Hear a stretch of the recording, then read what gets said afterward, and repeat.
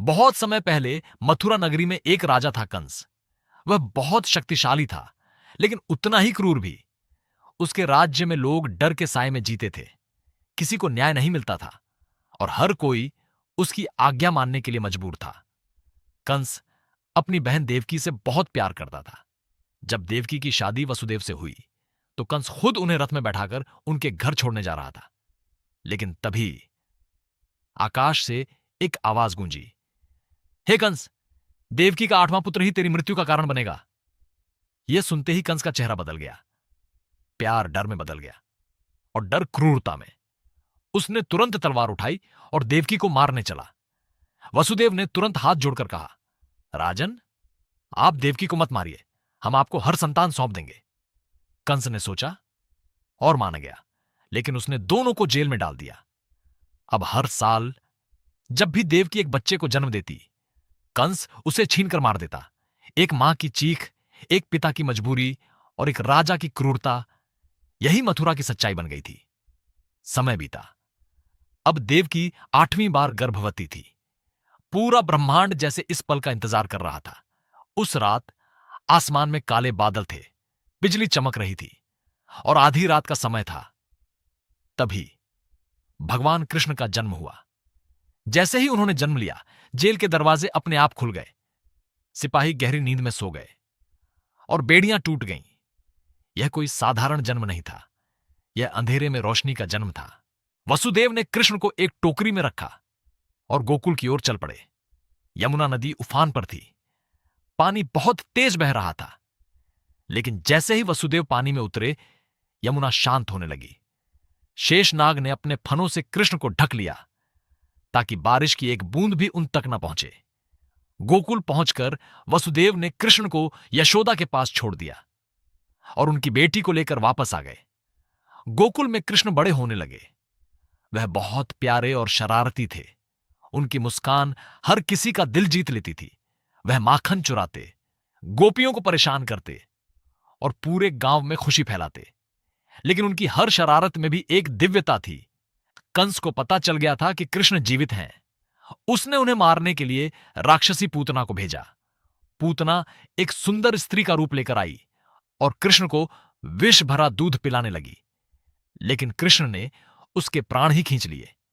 यह पहला संकेत था कि यह बच्चा साधारण नहीं है। यमुना नदी में एक जहरीला नाग रहता था, कालिया। उसके विष से पूरा पानी दूषित हो गया था। लोग डर के कारण नदी के पास भी नहीं जाते थे। एक दिन कृष्ण ने नदी में छलांग लगा दी और कालिया के फनों पर चढ़कर नृत्य किया। अंत में कालिया ने हार मान ली और यमुना को छोड़कर चला गया। गांव वाले इंद्रदेव की पूजा करते थे, लेकिन कृष्ण ने कहा, हमें उस प्रकृति की पूजा करनी चाहिए जो हमें जीवन देती है। इंद्रदेव क्रोधित हो गए और उन्होंने भयंकर वर्षा शुरू कर दी। पूरा गोकुल डूबने लगा। तब कृष्ण ने अपनी छोटी उंगली पर पूरा गोवर्धन पर्वत उठा लिया और सभी को उसके नीचे शरण दी। यह सिर्फ एक चमत्कार नहीं था, यह एक संदेश था। सच्ची शक्ति हमेशा रक्षा के लिए होती है। समय बीता। अब कृष्ण बड़े हो चुके थे। अब समय था कंस का अंत करने का। कृष्ण और बलराम मथुरा पहुंचे। कंस ने उन्हें रोकने के लिए कई योद्धा भेजे, लेकिन हर बार वह हार गया। अंत में कृष्ण ने कंस को उसके सिंहासन से खींचकर नीचे गिराया और उसका वध कर दिया। मथुरा को उसके अत्याचार से मुक्त कराया। लोगों ने राहत की सांस ली। कंस के बाद भी कई शत्रु थे, इसलिए कृष्ण ने एक नई नगरी बसाई, द्वारका। यह एक समृद्ध और सुरक्षित राज्य था। यहां उन्होंने एक आदर्श राजा की तरह शासन किया। समय के साथ महाभारत का युद्ध शुरू हुआ।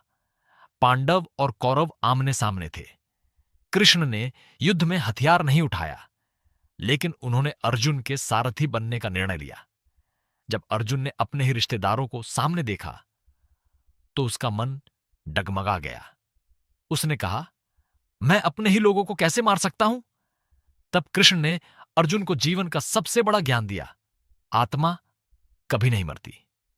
कर्म करते रहो, फल की चिंता मत करो, धर्म के रास्ते पर चलो। यह ज्ञान सिर्फ अर्जुन के लिए नहीं, बल्कि पूरी दुनिया के लिए था। अर्जुन ने कृष्ण की बात मानी और युद्ध लड़ा। अंत में पांडवों की जीत हुई और अधर्म का नाश हुआ। कृष्ण ने अपना जीवन मानवता के लिए समर्पित किया।